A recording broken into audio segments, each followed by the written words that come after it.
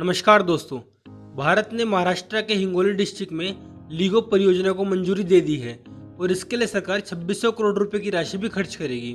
तो आज के एपिसोड में हम जानेंगे कि लीगो क्या है, ये काम कैसे करता है, ग्रेविटेशनल वेव्स क्या होती हैं जिसका पता हमने लीगो से लगाया, ये बनती कैसे हैं और भी बहुत कुछ।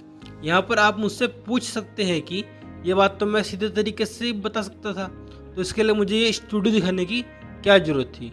तो मैं कहूँगा कि ऐसे ही सेक्सी लग रहा था। दरअसल लीगो का मतलब होता है laser interferometer gravitational wave observatory. तो बेसिकली लीगो ने ग्रेविटेशनल वेव्स को डिटेक्ट करा, जिसके लिए सन 2017 में 3 साइंटिस्ट को नोबेल प्राइज भी मिला। ग्रेविटेशनल वेव्स की प्रेडिक्शन एल्बर्ट आइंस्टाइन ने सन 1916 में ही कर दी थी।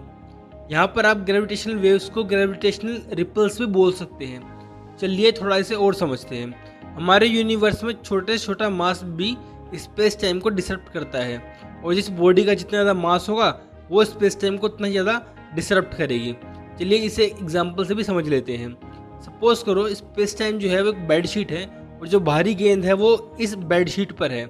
अब जो भारी गेंद है वो इस बेड शीट को ज़्यादा अंदर तक धसाएगी और जो हल्की गेंद है वो इस बेड शीट को कम अंदर तक धसाएगी। और जब ये बॉडी मूवमेंट करती है तो ये स्पेस टाइम में रिपल्स फॉर्म करती है। अब ये रिपल्स जो है ये ग्रेविटेशन की वजह से है, तो इसे हम ग्रेविटेशनल रिपल्स या ग्रेविटेशनल वेव्स भी बोल देते हैं। लेकिन ये इतनी वीक होती हैं कि इनका पता लगाना नामुमकिन सा होता है। Okay, back to Albert Einstein. ये ग्रेविटेशनल वेव्स का कॉन्सेप्ट 1974 तक थ्योरी में ही था। फिर 1974 में इसका हमें एक इनडायरेक्ट एविडेंस मिला बाइनरी स्टार सिस्टम में। बेसिकली ये न्यूट्रॉन स्टार एंड एक पल्सर स्टार होता है जो कि ऑर्बिट करते हैं कॉमन सेंटर ऑफ मास के अराउंड। तो 40 साल तक जब इन स्टार्स को ऑब्जर्व करा गया तो पता चला कि समय के बीतने के साथ साथ इनके बीच का डिस्टेंस भी कम होता जा रहा है। और डिस्टेंस कम होने का मतलब है कि ये जो स्टार्स हैं ये अपनी एनर्जी को लूज़ कर रहे हैं रेडिएशन की फॉर्म में। अब जो रेडिएशन फॉर्म कर रहे हैं इसकी वजह से स्पेस टाइम में रिपल्स भी बन रही होंगी, लेकिन अभी तक हमें इसका कोई सॉलिड प्रूफ नहीं मिला था। दिन था 14 सितंबर 2015 का, जब पहली बार ग्रेविटेशनल वेव्स लीगो में डिटेक्ट हुई।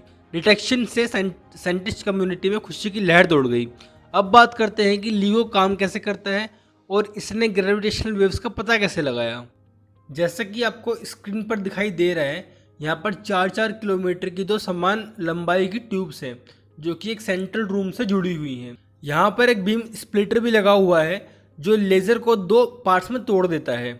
तो जब लेज़र इस बीम स्प्लिटर पर टकराती है तो वो 2 पार्ट्स में 2 ट्यूब्स में चली जाती है।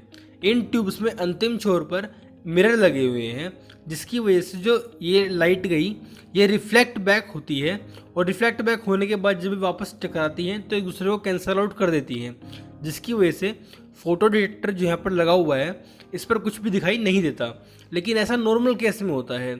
लेकिन जैसे ही ग्रेविटेशनल वेव्स अर्थ से गुजरती हैं तो वो इसकी वजह से वो स्पेस टाइम को डिसरप्ट करती हैं, और इस डिसरप्शन की वजह से ये जो यहाँ पर समान लंबाई की ट्यूब्स हैं इनकी लंबाई में अंतर आ जाता है, जिससे जो लेज़र लाइट है वो रिफ्लेक्ट बैक होने के बाद टकराती तो है, लेकिन टकराने पर वो एक दूसरे को कैंसल आउट नहीं कर पाती, बल्कि इंटरफेरेंस पैटर्न शो करती है फोटो डिटेक्टर पर। दरअसल 14 सितंबर को जो लीगो ने ग्रेविटेशनल वेव्स को डिटेक्ट करा वो 1.3 बिलियन ईयर्स पहले जब 2 ब्लैक होल मर्ज हुए थे आपस में, उसका रिजल्ट था, जिसके वजह से उन्होंने स्पेस टाइम को इतना ज़्यादा डिसरप्ट करा जिससे काफ़ी हाई इंटेंसिटी की ग्रेविटेशनल वेव्स बनी जो लीगो में डिटेक्ट भी हुई। आई होप आपको आपके सवालों के जवाब मिल गए होंगे। अगर कोई सवाल आपका बचा है तो आप कमेंट बॉक्स में बता सकते हो। बाकी मिलते हैं अपने नेक्स्ट वीडियो में, तब तक के लिए जय हिंद।